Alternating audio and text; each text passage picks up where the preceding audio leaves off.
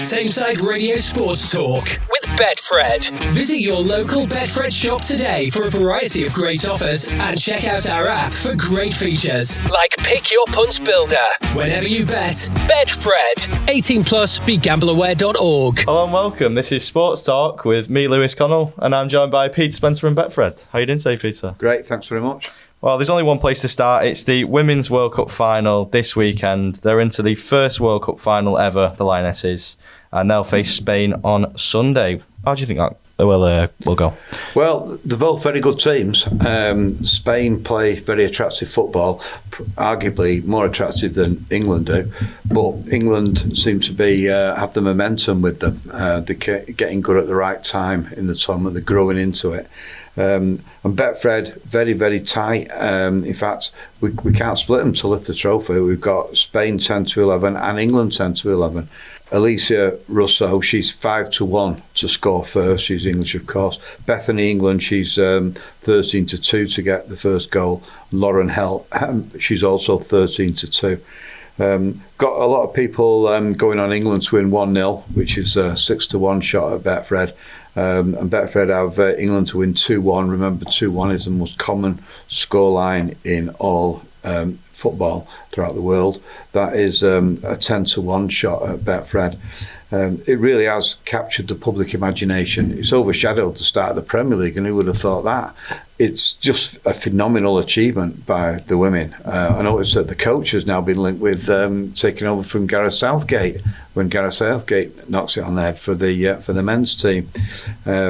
So it has been a phenomenal achievement, and if they do win, it'll be the first time since 1966 that an England team has actually won the World Cup, and it just takes some believing that the women's game has reached such a high standard that they're on the verge of becoming world champions.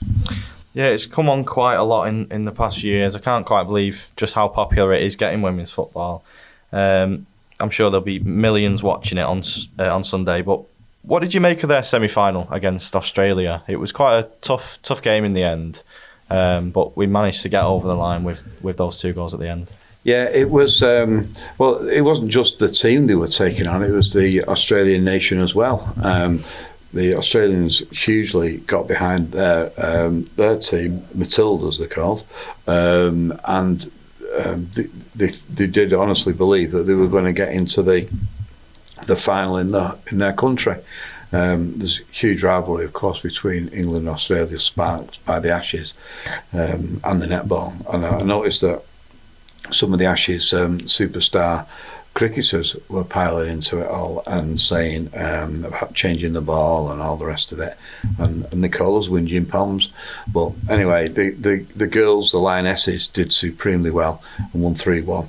And as I say, that was probably the best performance since they've been down under. So it was an incredible achievement, that. And of course, Lauren James will be eligible to play in that final.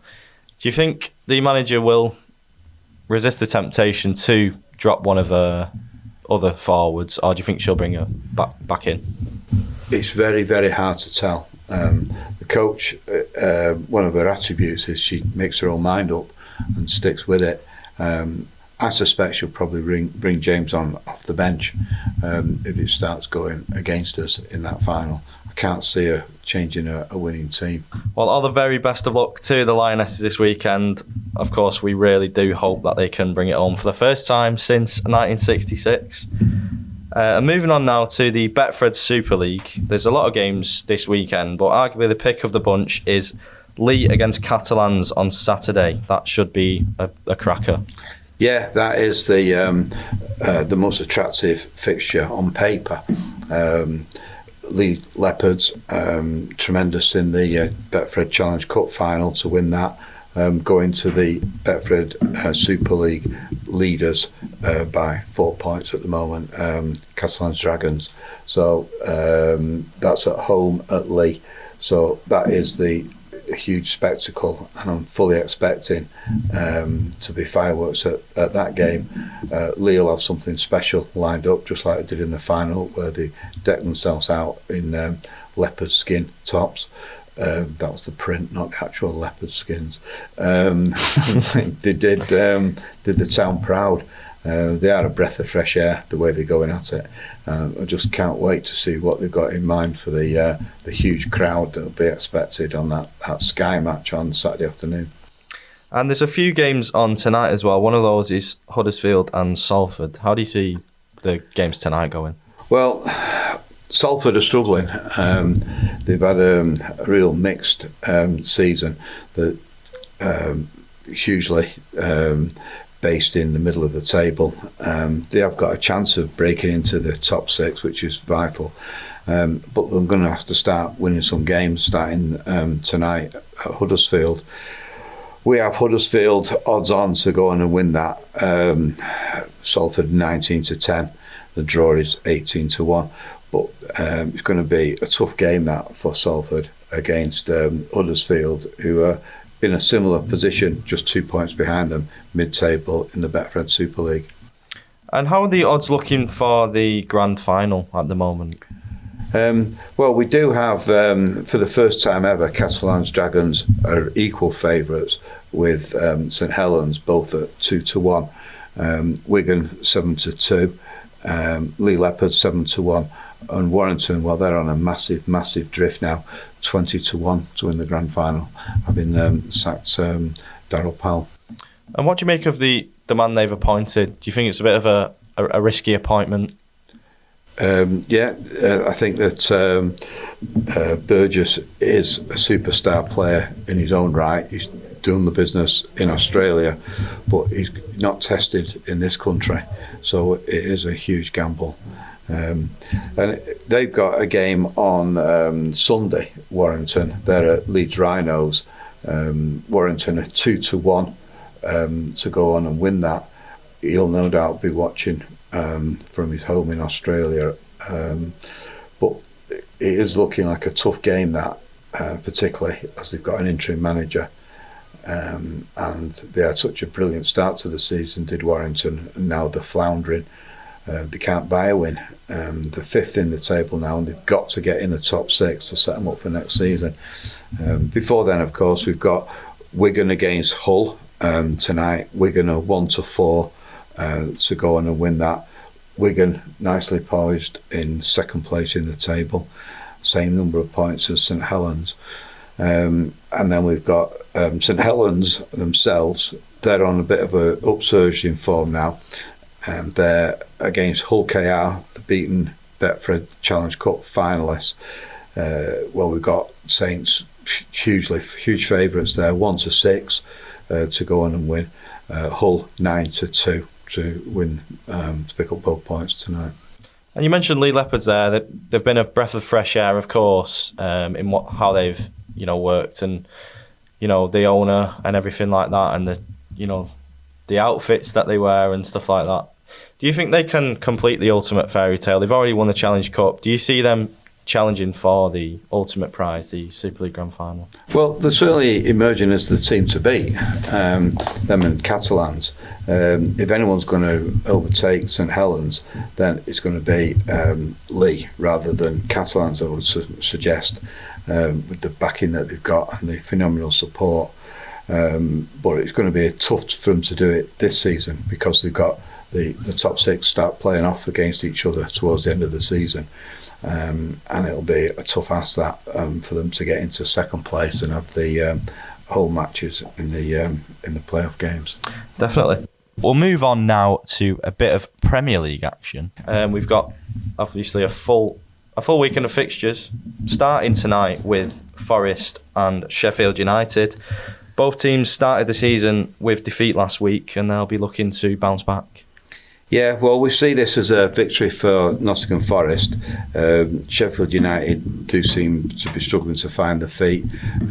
Not particularly inspired signings. Forest slightly better signing, I suppose. So we see that Nottingham Forest will win, and Betfred have them at 10-11 to go on and do so. Sheffield United 16-5. Do you think Sheffield United will struggle this year? Because a lot has been made of their sort of lack of transfer activity. They've obviously lost their best player from last year, Ndiaye. He's gone to Marseille. And they've also lost Sander Berg. He's gone to Burnley as well. So they look like they're really going to struggle this year, Sheffield United. I think that's fair enough. And I noticed that they are the favourites to be relegated back into the Championship. They do seem as if they're a team that's lost their identity. It used to be like a gutsy, horrendous place to go. But they do seem as if they're going to toil throughout the season. And Nottingham Forest, they've made a few decent signings. They brought in Elanga from Man United. We saw that great assist that he made at the Emirates. Do you think they'll be okay? Do you think they'll just about stay up this year? Yeah, well, they'll be on the fringe of the relegation scrap, no doubt. They're not going to challenge for the top 6, for sure. But they'll be there or thereabouts, so they'll be looking for a top 10 finish. And touching on the games tomorrow, there's no early kick-off, but Fulham and Brentford, they kick off at 3. Fulham, of course, won that first game against Everton, and Brentford drew 2-2 with Tottenham Hotspur. Yeah, this is a reminder about the dominance of teams in and around London. 2 teams there, Fulham and Brentford, in a derby match, if you like. But it's not as much of a derby as, say, Arsenal and Tottenham, or involving Chelsea and Palace, for instance. It just shows how many great teams there are in London. But we have Fulham 13-8 to win that game. Brentford 8-5 at Betfred, so it's going to be quite tight. That possibly a draw. And obviously Fulham, we're hearing the news that they're going to lose their main striker from last year, Alexander Mitrovic, to a Saudi Arabian club. Do you think they'll find themselves in a bit of trouble? I don't think they'll have as good of a season as they did last year. No, they always seem to survive, though. They're a mid-table team, and I fully expect that to be the situation again this year. And of course, Ivan Toney won't be a part of Brentford's squad until at least January time. Do you think they'll miss his firepower up front? Yeah, you can say that again. I fully expected Tottenham to go for him. He looked like a like-for-like replacement for Harry Kane. Definitely. I think there's probably an opportunity there for some clubs that could maybe sign him on a cut price deal with all the off-the-pitch stuff that's going on. So I won't be surprised if he moves on before the end of the window. But just moving on to another 3 p.m. kickoff tomorrow, Liverpool and Bournemouth. Liverpool, both teams actually, they both started their seasons with a draw. But Bournemouth drew away at home, to West Ham. Liverpool drew away at Chelsea at Stamford Bridge. Yeah, can't see anything other than a Liverpool win here. Betfred have Liverpool 2-9 odds on. Bournemouth 11-1. I think the Liverpool fans are expecting a boost after the failed efforts to prize the various players from Brighton who've ended up going to Chelsea. So I can see that Liverpool will be massively supported at Anfield, and a 2-9 with Betfred to go and pick up all the points. What do you make of the sort of transfer activity that Liverpool have done? They've got a few midfielders in, but they all seem to be sort of more creative, attacking sort of midfielders rather than, a destroyer like they've lost with Fabinho and Henderson going out the door. And obviously they tried to fix that with Caicedo, but he's snubbed them. And they also tried to fix it with Romeo Lavia, who's also snubbed them for Chelsea. So do you think they still need to make some reinforcements in that area? Yeah, they do. And it's so unlike Liverpool, because they normally get all the dots lined up way before this stage of the transfer window. So Klopp will be going ballistic about it behind the scenes, whatever he's saying publicly, because it isn't the Liverpool way of going about the business. And frankly, you can't understand why certain players prefer to go to Chelsea rather than Liverpool. It can only be the lure of the capital city of London, and brings me back to the fact that the London teams seem to be getting that much stronger, whereas teams in Merseyside in particular, and to a certain extent United here in Manchester, are toiling a little bit. Moving on to another 3 p.m. kickoff. Wolves, they'll face Brighton. They were a bit unlucky, Wolves. Obviously, we spoke about that on the previous show, about how sort of fortunate United were to get that win in the end over Wolves. They made a good account of themselves, as did Brighton. They thrashed Luton at the weekend. Yeah, I think that most teams will thrash Luton, frankly. Yeah. But Wolves and Brighton is, it's going to be slightly closer than you'd imagine. Betfred have Wolves 11-4 to win, Brighton 10-11, so we think that Brighton will win that. To say that Wolves were unlucky at Old Trafford is a massive understatement, because they were incredibly unlucky. They should have at least got a draw, if not a win. I can't get my head around the idea that they didn't get that penalty in the last few seconds of that game. So Betfred have Wolves 11-4 to win that game, and as I say, Brighton 10-11. Obviously, they had an unbelievable season last year, Brighton, finishing in that top 6, getting Europa League football. But do you think they might struggle a bit this year, losing, their midfield pivot of Alexis McAllister and Moises Caicedo as well? Well, I think that they've got such a tremendous recruitment system in place that they'll no doubt have replacements either lined up or already at the club. And it just proved to everybody that the recruitment of players is so important. Brighton have brought it to a fine art. They've done tremendously well, and whoever's doing the recruitment there must be worth millions and millions of pounds to clubs like United and Liverpool, who have always seemed to spend over the odds. Yeah, it seems like we sort of say this every year. They lose a few players every year, Brighton. Like when they lost Yves Bissouma to Tottenham, everyone was saying, how on earth are they going to replace him? Brought in Caicedo, and he's arguably been double the player that Bissouma was. So yeah, I think they'll be absolutely fine this year. Moving on to the 5:30 kickoff, it's Tottenham Hotspur against United. Tottenham made a bit of a shaky start drawing away at Brentford, and United, obviously, as we said, got there in the end, but they'll have to play a lot better on Saturday if they're going to get anything at the Tottenham Hotspur Stadium. Yeah, it's all about how Tottenham will survive without our Harry, the home created striker who's now at Bayern Munich. But they seem to have made half a fist of it in the first game. We do think that it's going to be a win for United there, just about. Betfred have them 11-8 to go on and win at Tottenham. Basically, they can't play any worse than they did on Monday, so you can expect some great surge.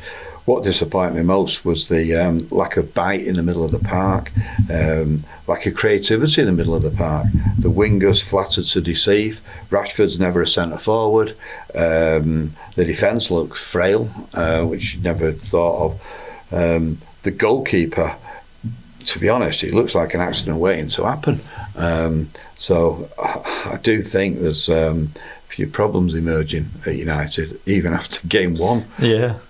What would you sort of change about the approach going into the game? Would you maybe bring a bit more mobility into that midfield? Maybe bring Scott McTominay in there?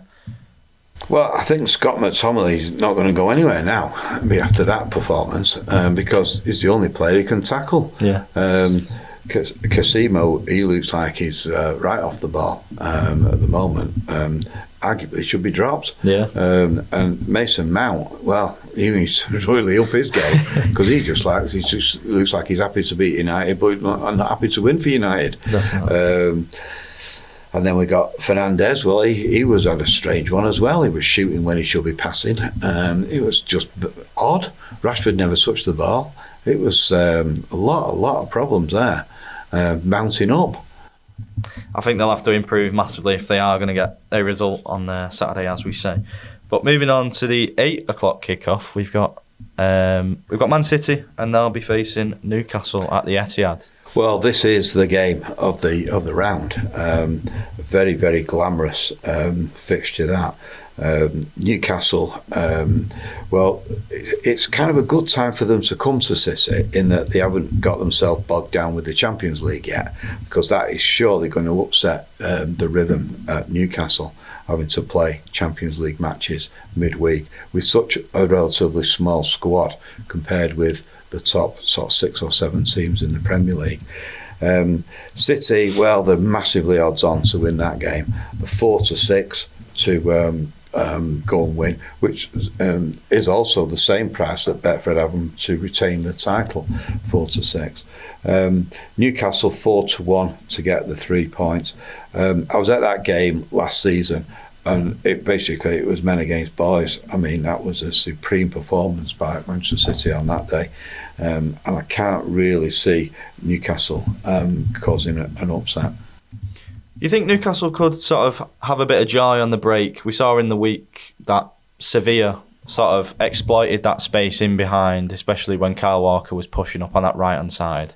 And they caused them quite a few problems doing that. Yeah, I suppose there is a chance that's the only chance Newcastle have got to catch City on the break. But, I mean, you think of some of the players in the City team, Haaland, Alvarez, Foden, they're just fantastic players. And they would walk straight into that Newcastle team. Haaland's 9-4 with Betfred to score the first goal. Alvarez, he's 5-1. And Phil Foden, who's got so much more to do, with the terrible injury to Kevin De Bruyne. De Bruyne had been out for 2 to 3 months, which is a huge blow to Manchester City. But because the squad's so strong, it's not going to affect them that much. I noticed they've got Bernardo Silva. He's going to stay now, so that's good news for the blue half of Manchester. So I can see that City will win that game and win it quite well. And I can imagine that Foden will start emerging as the superstar that everybody kind of knows he is. But he's like 9 out of 10, right? He wants to be 10 out of 10, which is how good he can be. And another youngster we saw play very well in the week was Cole Palmer. We didn't see much of him last year because of a lack of game time, and obviously Mahrez was there on the right hand side, but he might get a bit more of an opportunity this year with the outgoings. Yeah, I like this guy. He's got a bit of an edge to him. He looks like a footballer. He says it as it is. Comes from Wythenshawe, gets stuck in, just answers the questions quite bluntly. And you can see that he's had some kind of media training. But the fact is that he isn't like the cultured product like many of the City squad have turned out to be. And that's why Guardiola makes remarks like, oh, when I first came, I thought he was going to be leaving, but it might be different now. Well, it should be different now. He's a Manchester lad. Get him in the team, get him starting, get him in place of Mahrez. He's the sort of local hero we want. We don't just want Phil Foden in that team. We want several Manchester players who come through the academy starting for Manchester City. Definitely, I think he's definitely one for the future, Cole Palmer. Moving on to Sunday's games, we've got 2 games on Sunday. Firstly, we've got Villa and Everton. Everton starting the season poorly. They look like they might be in a lot of trouble. Yeah, I think that there's teams that are worse than them, though. The ones that got promoted, frankly. Yeah. I think there's only really Burnley who might make something of the return to the Premier League. I can see that Sheffield United and certainly Luton will be struggling all season. So that might be the great escape for Everton again. Everton are a great club and they should be surviving in the Premier League. I sense that they're on the verge of getting better, or at least getting mid-table, which would be an improvement for them. So they're playing at Villa. Villa had a poor start as well. So I can imagine Betfred odds on it were Aston Villa to win 4-6, other odds on at home. And Everton, well, they agree with you. They think they're going to struggle. 4-1 to win, to pick up 3 points at Aston Villa. I think they've been done a little bit of a disservice, Aston Villa, as well. Obviously losing 5-1 on the opening day. A lot of people have wrote them off, but I think they will sort of come good this season. But moving on to the other game, it's West Ham and Chelsea. A good old London derby. Another London derby. A week doesn't go by without being a London derby. Anyway, West Ham, they're 11-4. And we think Chelsea will win because they're 19-20 to win that game. Again with Chelsea, it's a case of finding a way of getting all those superstar players into a starting 11. So that is a huge headache for the coach there. And how he manages it, will determine their season. It must be a nightmare to have training sessions with like 20 or 30 players all trying to get into that first 11. I think that there is a point where you have signed too many players. When we've heard talks of having team meetings and people can't even sit down because there's not enough chairs in the meeting room, and not enough sort of lockers and stuff like that at the training ground. So I think there is a point where you have to say, look, this is kind of enough now. But they've made 2 more signings on top of the endless amount they've already made. Caicedo and Lavia, and they should really strengthen up Chelsea's midfield. Well, you'd imagine so, wouldn't you? With the amount of money they're spending. I mean, why they don't just go and buy or prize out of Brighton their scouting network? That would be the sensible thing to do, rather than keep splashing the money over and over again. And they're going to come stuck with the financial fair play sooner rather than later, with this strange system where they have 8-year deals for various players to spread out the funds. So it's going to be, well, that's an interesting season for Chelsea. We've got them as a potential to get a top 4 finish, but they're not right in there. They're not within the top 4, the 5th actually in the betting list. And just touching on West Ham, they've obviously lost Declan Rice. They look like they're going to lose Lucas Paquetá as well to Man City. Do you think it could be a sort of bleak season for them if they don't act quickly in the transfer market? Yeah, bleak for West Ham and bleak for David Moyes, I would say. They do look like they're a team that's floundering at the moment. They don't seem to be making much progress in the transfer market, and they certainly need strengthening. And you can still understand to an extent, well, Harry Maguire doesn't go there, but that could upset the apple cart England-wise, because Gareth Southgate's never going to start having a centre half who is basically 5th choice at Manchester United. So it can only be financial reasons why he's not gone to West Ham, where he would have been virtually guaranteed a starting place. So I'm a bit disappointed that Harry Maguire hasn't put his career before cash. It is a bit of a strange one, because the thing with it last tournament was that he didn't really have much competition in that area, so Southgate still picked him despite him not playing for United. But now he's got the likes of Levi Colwill at Chelsea that are ready to take his place. So I think he's a bit naive in not moving on. I do think, but you never know. Like Henderson, really. Well, I mean, the way that he sought Gareth Southgate's view before he left Liverpool for Saudi Arabia, and Gareth Southgate said he'll continue to select him on form. But how can his form be any good in Saudi Arabia when he's playing against people who no one's ever heard of in midfield? He's going to swamp all over them and have fantastic games every week. And what difference does that make? It's not the Premier League, is it? No, it's a bit of a strange one. That I thought his England career might have been over, but it seems not. But just to finish on, after all this football talk, we've got a winner. We've got a story about a man from Walsall. He's won 50k from a £1 bet on the Irish Lotto. Yeah, this is Kenneth Taylor from Walsall. He's a ground worker, he's a granddad, and he's 63 years of age. So I spoke to him about his win. He's picked the numbers 23, 11, 37, 6 and 5, and 2 of the numbers are based on his family's or his grandchildren's birth dates, and he won £50,000.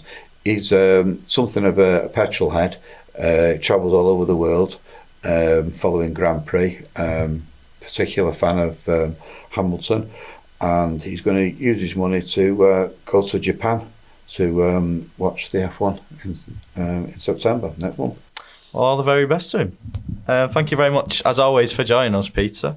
And if you do fancy a bet, you can bet online, on the app, or in Betfred stores. And we'll see you at the same time next week, Peter. No problem. Tameside Radio Sports Talk with Betfred. Visit your local Betfred shop today for a variety of great offers, and check out our app for great features like Pick Your Punt Builder. Whenever you bet, Betfred. 18+, begambleaware.org.